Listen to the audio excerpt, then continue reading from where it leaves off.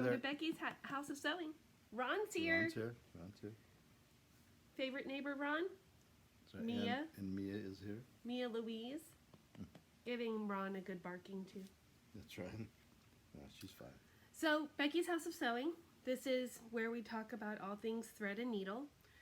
Ron is a super fan of the podcast. That's correct. That's correct. And so he's wormed his way onto the show. Is that right? Yes, it is. But you do really cool handcrafts, and he's here to show some of his work. So, Ron, do you want to start? Oh, sure. One of the things I showed you before was this pipe. I hadn't had it done. It was a work in progress, a whip. A whip. Now it's, what do you call the final one? FFO. FFO. Is a fully finished object. Yes. And this is it. Hope it's not too close to everybody. It's not too close. We need to see that detail. And I handmade the mouthpiece on it. It's made out of walnut, and the rest of it's cherry burl that I got from her husband Mike. Out in the lot. Yeah, the wood lot. So I was like that one. And then one of the things I just recently acquired was a mini lathe. And so I've never turned anything before. So this is the first thing I turned was the handle on this spoon.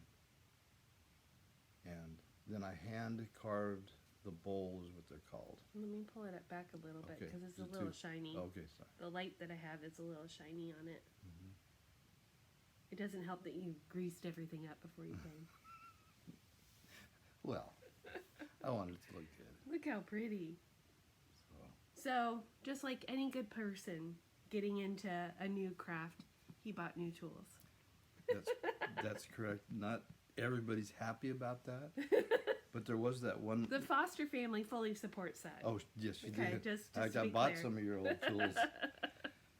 Is that I can now make crochet hooks, which there was the one lady who was asking me about My aunt, actually, we got it wrong the last time. Oh, it was your aunt? So, Aunt Mary Lou.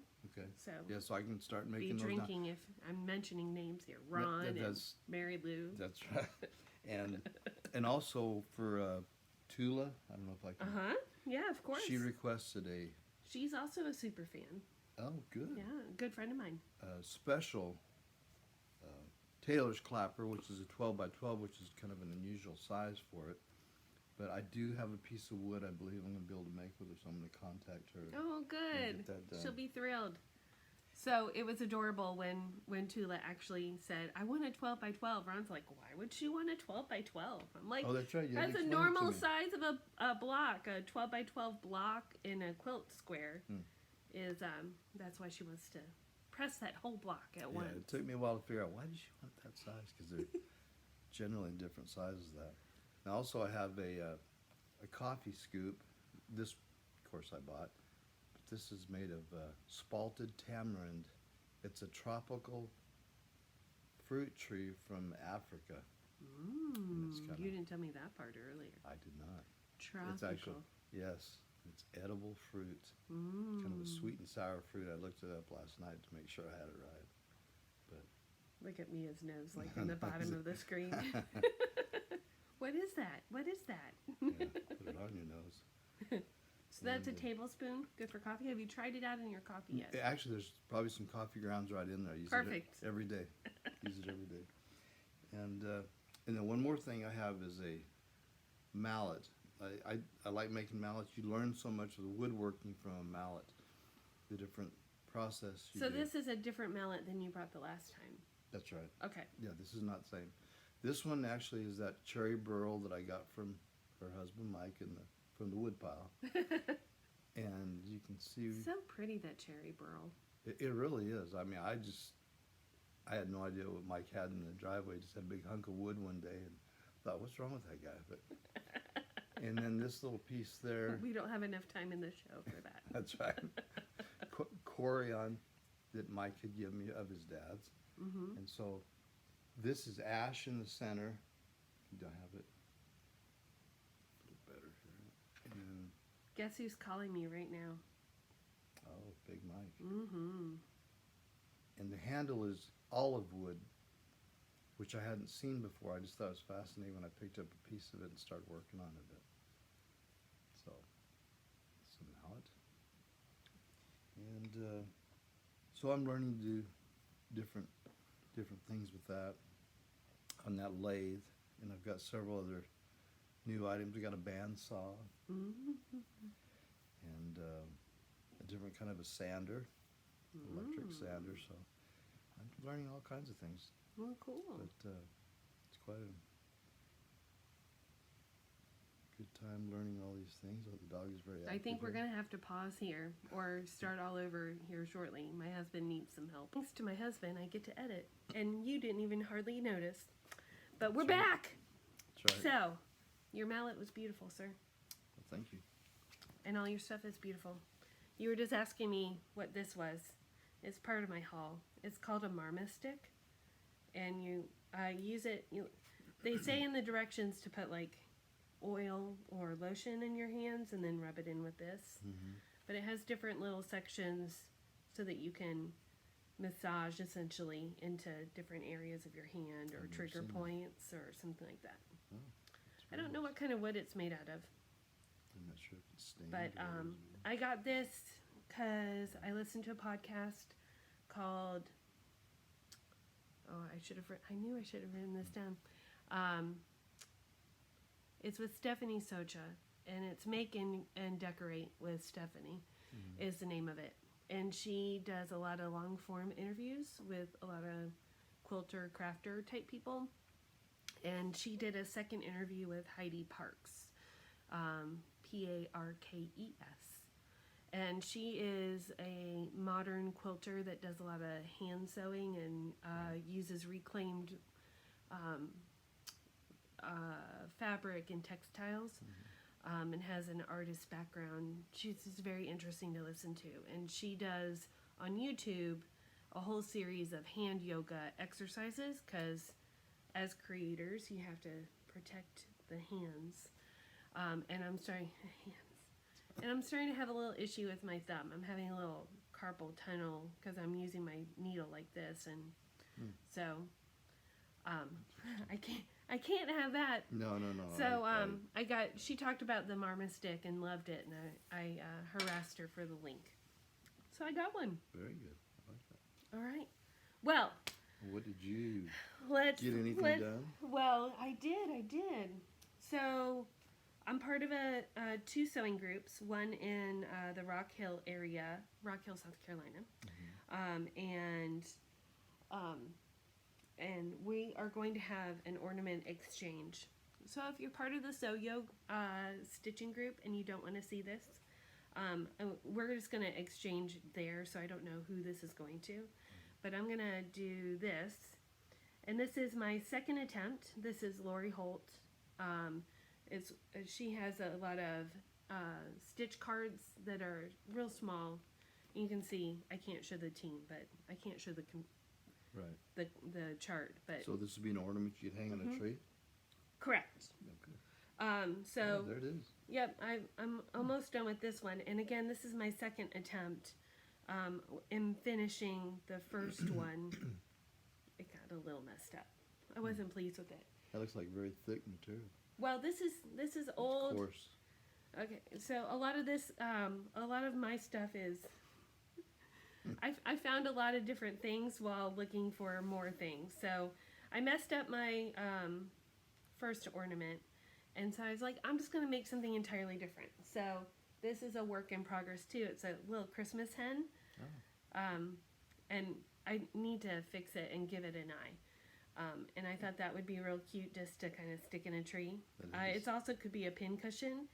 And this is a little 2 4.5-inch blocks that my mom had given me that are orphan blocks and kind of Christmas fabrics. So I might still do that. I like that. But I wanted to stitch these because I had the threads. And as I was looking for, I was inspired by another Flosstuber, and I can't remember who it is at this time.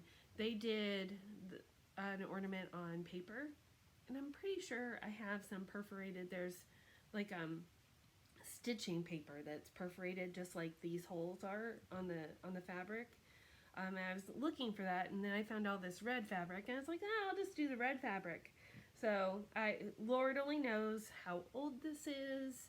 I can tell you it's Aida cloth, but I don't know. It's a 14 count Aida cloth of some sort from some maker. Who knows? And I'm using the DMC floss that came in that pack for that. This B-stitch cards there's like 4 to a pack, and so I have all 4. I only got these out. And then my true love, my current obsession, is not ironed, so you're welcome. But this is Belle. Look how pretty that is.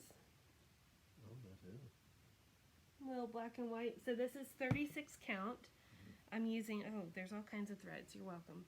I'm using Anchor Black. I'm using 2/2, and it's Seraphim Caramel fabric. So it doesn't show in the camera, but it kind of has a pinky hue to it. And there's a slight modeling to it. So there's like darker areas and lighter areas. But I'm so in love with this. So the only thing I would say is that I realized at some point that I had messed up. There should be only 1 row of stitches between these two. Okay. And there's 2. I could have kept 1 and just made this section. Oh goodness. Would anybody notice that? No, no one knows but me. And now everyone I'm telling. It wouldn't have impacted this at all because none of this is close to the border like the Quaker motifs are. But so I had a conversation with myself on what would be more annoying to me. Would it be that I had 2 sections between the 2, or if it was 1 stitch off on the alphabet section?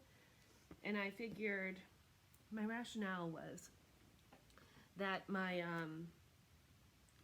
as I'm doing the alphabets, I would need that counting point to be more correct than I would need to have the center be 2 stitches. Right. So I went with that in the long run. So those are the, I guess, 3 things, because I made this and it's not done yet.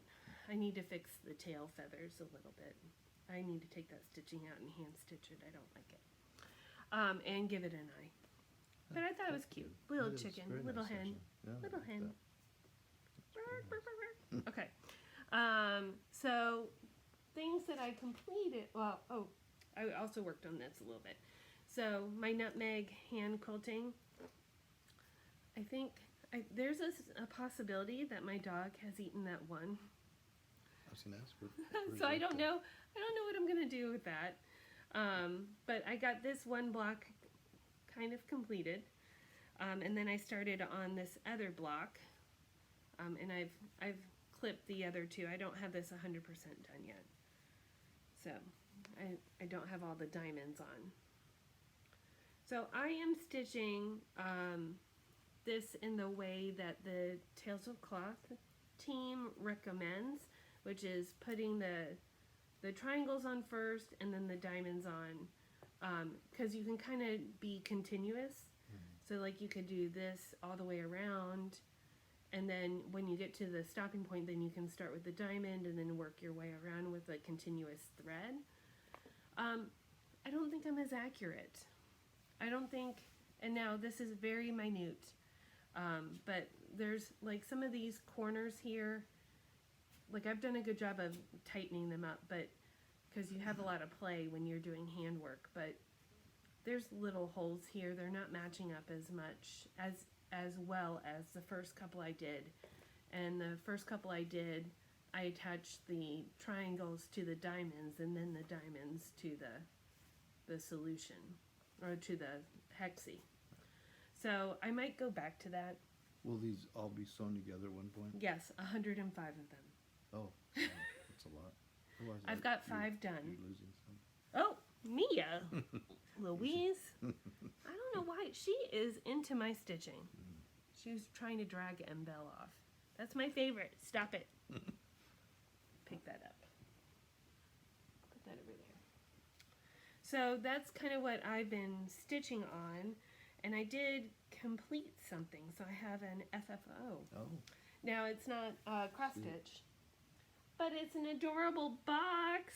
Look, I made a fabric box. you sewed it together? I made that box. And that's also what I worked on. For the nutmeg, I had cut out a lot of my triangles, my navy blue triangles, but I glue basted them all around the fabrics. So, did a little glue basting. What will those be? They're the triangles out of this. Oh, that's a little piece of it? Yeah. Okay. Yeah, the triangles out of What this. is this made out of? Fabric. What's the stiffness in it? It's an interfacing that is like a double-sided iron-on interfacing. Oh, Super firm interfacing. nice. So I got this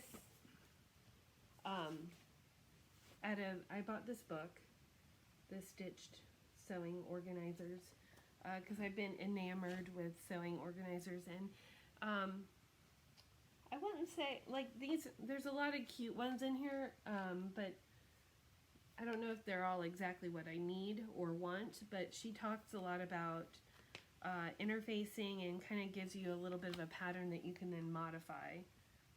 And so that appealed to me. So this little box, there's a small one and a large one. Oh, nice. And I whipped this up super fast. Really loved it. So this has 86, or it had 86 because I made one, of the triangles. And so the nutmeg blocks, I don't have the block, I don't have a full block, but I mean this you can use your imagination. You have 2 more of these little diamonds go around. So I have 105 of these that will get sewn together. And what I wanted to do is make it real scrappy, so that nothing really matches. It's all different materials. But I wanted the triangles to be solid and 3 different colors. Oh. So I'm going to do a white, a navy, and a gray. And I wasn't happy with my first choices of white because it had a little bit of a print and I just didn't like it. And then I got some gray, but then the gray was too dark. So I know I'm jumping around a little bit into hauls. So I got 2 jelly rolls of Moda, and they're junior jelly rolls. They're not full. So it looks like these are 2.5-inch strips. And so I can cut the triangles out pretty easily out of these. And these are 2, a light gray and a white. And that will look good with the navy blue. So now I just need to cut these out. And I did some math now that I know I need 105 of those hexagons of these guys. I did some math. If I divided it by 3, it's 210 of each color. Oh. So I have already cut out 86, which means I need more navy. So I think I'm going to make the larger version of this times 3 to hold my 3 different colors of triangles. So I have a box for each color. A box for each color. Because that seems, when I have cute supplies, then I want to sew them. I've unlocked the key. Instead of To just my spreading soul. them out every place, just Exactly. Instead of just looking at it, which all of it is in that big bag over there. I have a big 21-gallon reusable bag. It's probably it's very large. 18 by 30 size, like similar to the large IKEA bags. But it's the Container Store. It has a little more stiffness, so it holds all those supplies, and I just kind of dump and run and look at them and that kind of stuff. So I have a bunch of hexies completed. Oh, my husband just called again. Pause, please. I saw that. False alarm! False alarm! He doesn't need me.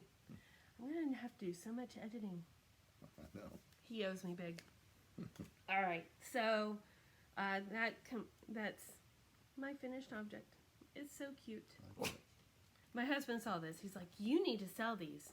I was like, "Honey, the amount of money I would need to sell these to make money on them is no one would pay it." How much time did it take? Well, it probably took me an hour of time to do it. but the materials themselves probably cost, probably another $15. Oh, So 15 plus $25 an hour. I don't think anyone wants to pay $40 for a small little 3x4 box. that's true. I don't know. So, as I said earlier about the little stitching project I have for my sewing group, I was scrounging around for fabrics, and I came across some treasures. So artifacts, old stitching projects. So these are inherited, completed projects. Some I know who did them. Otherwise, they are made either from my grandmother or my mother. Oh, There's one in here that I know is not either one of them, but it's because it's signed. They are definitely 80s time frame, but I don't know anything else. So, Wednesday Stitchers, Maureen, Mary Lou, Connie. If you guys know what these are, feel free to put them in the comments. All right, in no particular order. Look how cute that is. Isn't that cute? It's the alphabets. And then I have this little small guy. I don't know if you can read it, but it says, "Just because you're you." Aww. And then we have this guy. Now this is very special. This is from Frances Mangona. Frances, who's that? She is no longer with us. She is of my grandmother's generation. She was a Wednesday stitcher and a beloved Wednesday stitcher. She's an It's a nice Italian cook. Very nice. This is done in 1988. I don't know why she gave this to us, but it's cute. So, Frances and Pete Mangona. Pete served in the Marines, and they had a lot of parties, because back then you entertained, and you entertained well. And some of our best recipes came from Frances. And I have a great punch bowl over there from Frances, and yeah, they were beloved. We miss them. Here's another one. Mia, you're rocking the camera. You're rocking the camera, Calm little her girl. down, but Just pick her up. she won't scream. No. Come Cute. There's Mia. Here's another one. Here's Mia. There's a Mia Louise. Look at that one. Oh, that's nice. It took a lot of work. Actually, you'd be surprised. This is a lot faster. When Really? you have Looks like letters, letters are really fast. Or they can be. Look at that little guy. Oh, back. That's the back. That's the front. Hi, Mia. You can let her go. You can let her go. Sure. Yeah. There you go. Oh, God, Mia. That's cute. This one I know I did. I don't have a date on it, though. It says friendship. And then here's some Amish stuff, which I have a feeling my mother did. She likes the Amish quilts and all that, really, and the Nice. folk stuff really speaks to us. Now this one is interesting because I know You have a lot of these are just the completed ones. I have a lot of half done ones as well. This next one I'm going to show is the Three Bears, but I know my mom has a framed version of this. It's not this one, so I have a feeling it's like the same designer did two different versions of it. Look how cute that is. Here's another one. This is done in, my mom signed this in 1987. How much do you want to bet that these, she's going to see these and she's going to say, can I have that one back? How did you even get these? Oh, they're in our stash, and Oh, my okay. mom was de-stashing, and when my grandmother passed away, giving stuff away. Do you want this? I don't think this heart is completed. now that I look at it, this heart might be not fully finished. Here's a little poinsettia for the holidays. Oh, nice. Isn't that cute? Here we go. We have a sheep and we have a rabbit. Did your mother do these? Probably. I don't know. Mom, did you do these? Connie? And then here's another one. Little heart and hand I just situation. Forgot your mother's name is Connie. Though you keep talking about what? No, that's my mommy name. That's right. My mommy's name too. She's friends with me on Facebook now. My mom is? Mhm. Oh, way to go. She's so hip and happening. So that is a little artifacts That was found nice. from the sewing room.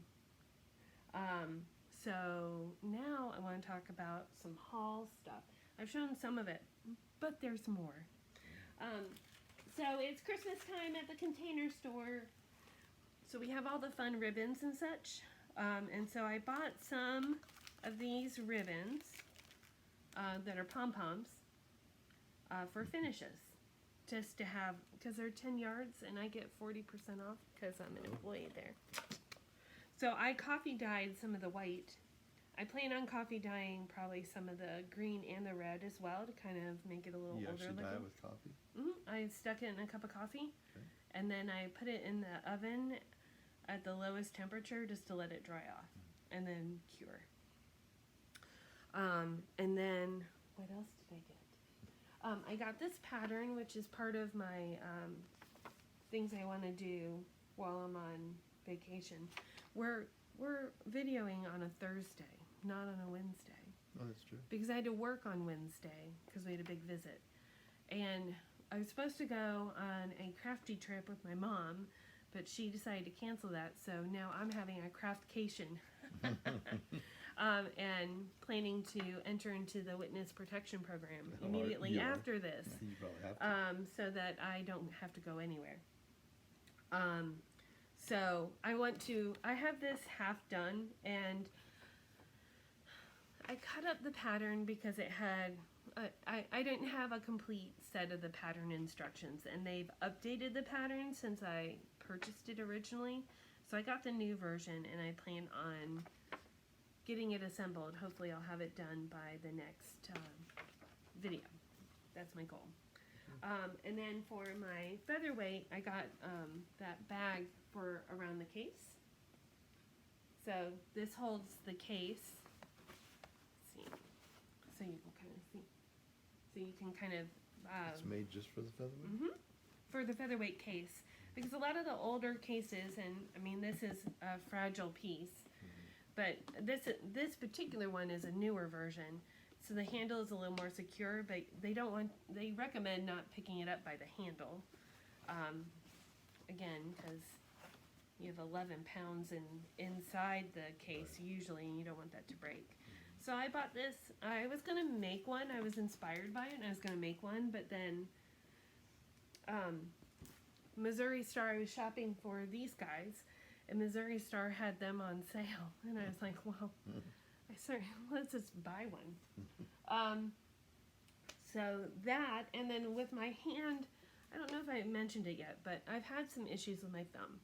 Little carpal tunnel feeling type thing where it's not been comfortable to stitch, which is alarming. This cannot happen. No. So I have to take care of my hands. So bad. Heidi Parks also had some hand massagers that she recommended on Amazon. I've never seen it.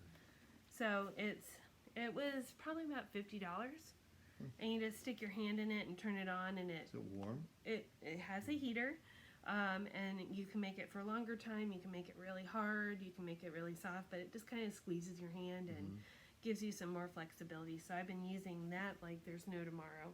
Really enjoying that. Very good. And I think that's all.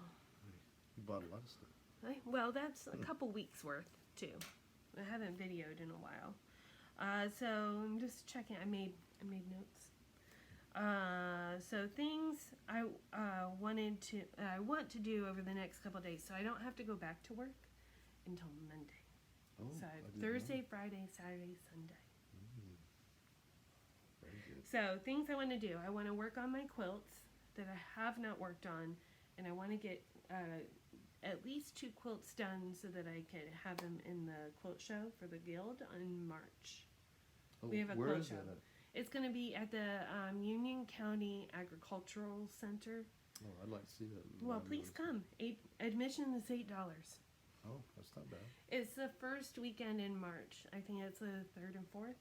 Okay. It's that Saturday, Sunday. Will you have that Levi one that you've been putting together? That's right here. I need it to get done? on that. No, it's, Oh, well, will it be done by then? piecing. I'm hoping. Not at this rate. I need to get some of the embroidery done. Okay. So I need to get working on that. So I want to work on that. I want to finish that carry-all bag that I bought the pattern for. Mm-hmm. I'd like to work on Mrs. Campbell. I haven't touched Mrs. Campbell in a long time. And then I wanted to get my featherweight out and give it a lube job and run it a little bit. And I think I can. The other quilt that I want to have completed, which I've shown before, I don't have it out to show now, is a piece like 36 by 36, and I want to put borders on it. So I think I could use my featherweight to put borders on it. Oh, sure. Well, So that, my friends, is that. And who knows how long it is, because this is our 3rd video that I will piece together. I'm sure it's over 30 minutes. But Ron, thanks for being kind to my dog, who's giving you plenty of love over here. yes, she sure is. Her head's on his lap, and I know, he's she just is. petting her soft head. She has the softest hair I've ever She's seen. so soft and cuddly. I love her dearly. She is. Thanks for coming over, Oh, Ron. anytime. When I are you enjoy coming it. back? Do you want to say what you're working on in the future? Not exactly. No? Okay. It must be It's a a secret. surprise. Secret. It's not a secret. But you are working on other things. I am working on it. Okay. Yes, and as I get them done, I will bring them over. Okay. Fantastic. Probably within 2 weeks, maybe. Yeah. That, I don't know. Yeah, when- we should definitely have you Why not? on before Christmas. Yes, that would be good. Yeah. Okay. All Sounds right. good. Well, I'll see y'all All right. later. Have fun sewing. Bye. Bye. Hey everybody, it's Becky. Before I let you go, as I was editing, even though I made notes, I forgot something. So I wanted to come back and share a quick thing, especially specifically to my cousin Neil, who made that. Isn't that gorgeous? I don't know if the color, the lighting, I turned the lights off a little bit because I was done with the bright lights. But that's kind of purpley and golds and stuff. It looks really good in my house. I love it. I digress. So the 2 things I wanted to share that I'm really into right now are a couple podcasts. Now, I drive a lot. I do a lot more thinking about crafts than I have time to actually do crafts. I don't know if anyone else is like that, but that's my life. Two podcasts that I'm going to suggest are not necessarily 100% craft related, but one is about fashion, which always makes me think of Neil. And then the other one is about creators in general, creative people. And I find in general, I really like hearing people who are into something that are really excited about it. I love hearing them get nerdy about it, for lack of a better term. So, Articles of Interest is a podcast that's been around for a little bit, but she took a little bit of a hiatus. She has a new season out, and it is an 8-part series on American Ivy, which is it's just an interesting story on how the preppy look has influenced us over the decades, and I don't know, it's very cool.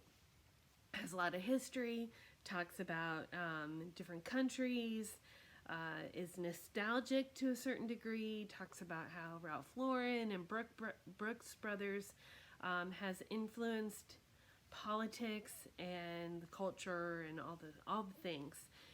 So I think we're on episode 6 of 8. It's very well produced. When I listen to it, I feel like I'm listening to Serial, the first season of Serial. Do you all remember that with Adnan, cold case kind of thing? So I get the same kind of nostalgic feeling listening to that, to Articles of Interest. So highly recommend that. And then the other one is a new one from Guy Raz, who you may know from How I Built This. He has a new podcast that is called, let me see if I can remember, The Great Creators. So that podcast is a long-form interview with famous people and talks about their life, their creative process, and what has influenced them over their lives. It's just very interesting. And he gets to interview people like Weird Al and James Parsons and Jim Parsons and that kind of stuff. So, highly recommend that. So I wanted to leave you with those two things. I didn't want it to be another couple weeks before you got to hear those. If you have time over the holidays or you're sewing things and you need an alternative to listen to other than a book or music, I highly recommend those two. So have a great week or so, and I will talk to you soon. Bye.